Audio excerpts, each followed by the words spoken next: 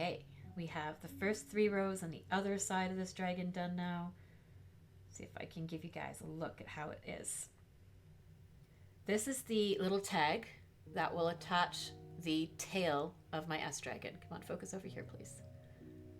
And as you can see what I mean by the brick stitch, each row is offset from the one before it,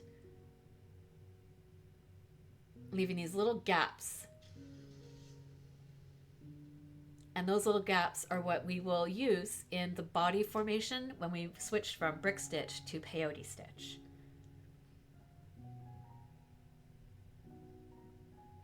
You can kind of see my 3 beads on the other side of the cord are still doing the triangle thing, but I can identify that there are 3 there. One is the middle bead, and there are 2, one on either side of that middle bead. So when I get to the peyote stitch time, I have to be very careful to pick the right one when I'm adding beads in between in those gaps.